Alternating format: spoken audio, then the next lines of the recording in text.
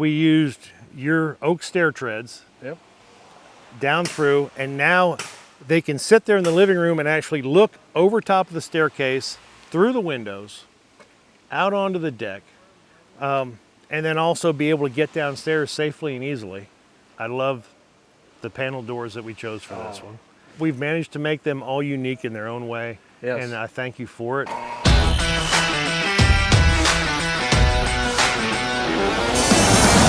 Hey folks, Steve Stack, Baird Brothers Fine Hardwoods. Kevin Tarkovich, Tarkovich Construction. You've been getting after it since Saturday when the cast and crew rolled in. We came in, I mean, guns loaded and swinging away. Yeah.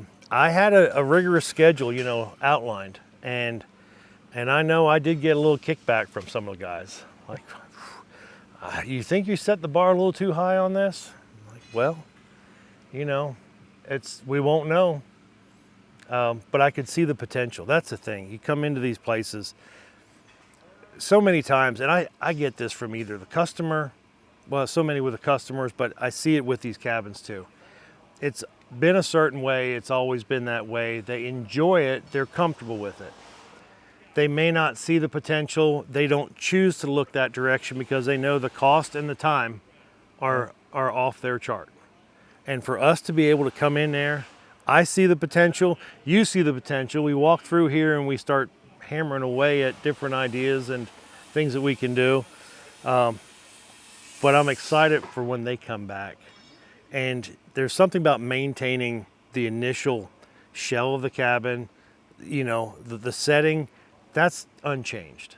Right. They're gonna drive down that road and they might see, you know, a few exterior changes, but just wait till they get inside.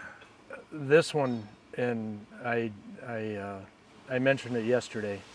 In fact, I had to grab him by the shirt tail and pull him back. I said, "Come look at this." And he says, "What's wrong?" I says, "No, come over here and look at this.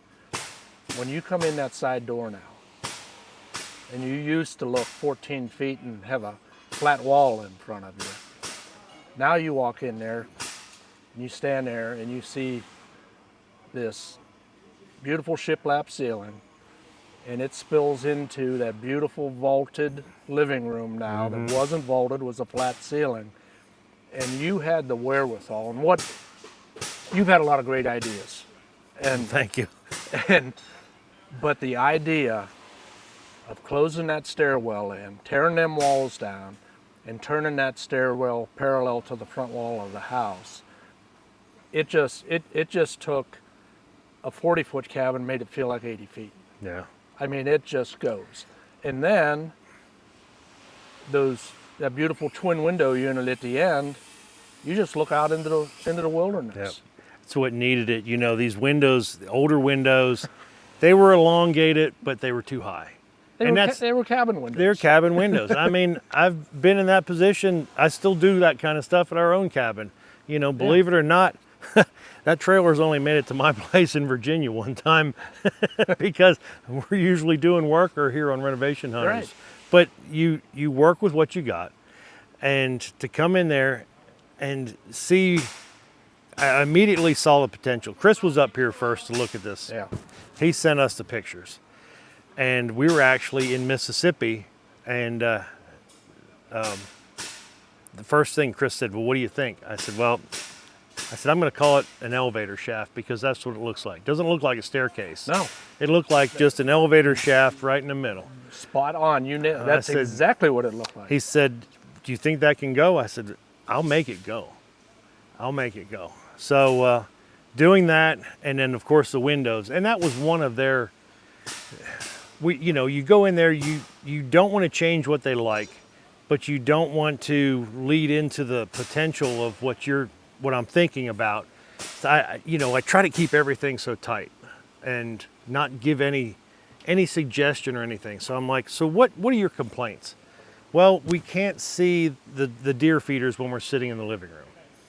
We can't do this, and it was just a divider between the kitchen and the living room. So now we've married those two. Yep. And then the staircase, of course, was a death trap, really. Well, I think we had, It was a ladder on a slight incline. it was reversed. Instead of a 12-inch, tread and a 7-inch rise, it was a 7-inch tread and a 12-inch rise. Yep.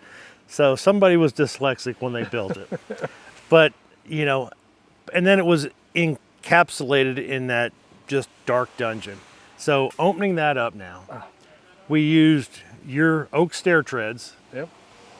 down through, and now they can sit there in the living room and actually look over top of the staircase, through the windows, out onto the deck, and then also be able to get downstairs safely and easily.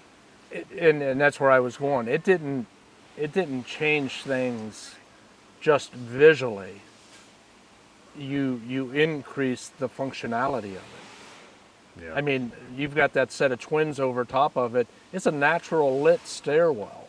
Yeah, and that's what I wanted to do, have that light coming, just dump as much light in there as possible. Yeah. And then, also you want to have some capability of furniture placement, and then also, the memorabilia and stuff that they had in this cabin, it was all over the place. You couldn't tell what the paint color was. So I know that's a big part of their lives. Oh, So yeah. you want to maintain some wall space for them to enjoy that again.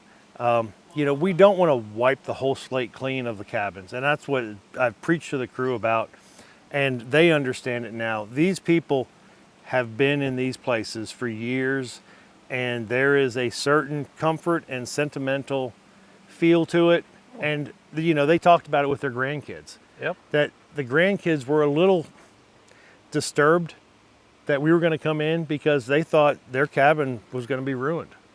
Yeah. They want the cabin they're attached to. Yeah, and I understand it. I mean, I have the pictures of our old place when I was, a kid up there in Potter County, and there was some stuff that Grandpa, Dad, my uncles did, and I just shake my head. But it was one of those things that you laughed about when you came into the cabin. Oh, yeah. And it worked, and but what we've done here is we've kept the original footprint and just enhanced it. Yeah. And I hope it makes it more accessible for them. It's a safer situation. Definitely. And then, we're basically putting a new stamp inside and out. The appreciation that they show on reveal day. And it's like they don't miss a beat. There's been thousands of memories made prior to us showing up. Mm-hmm. And now their little cabin's got a fresh start to make 1,000 more memories. Yeah. And we've stayed in touch with different ones of the builds, and that's exactly what they're doing.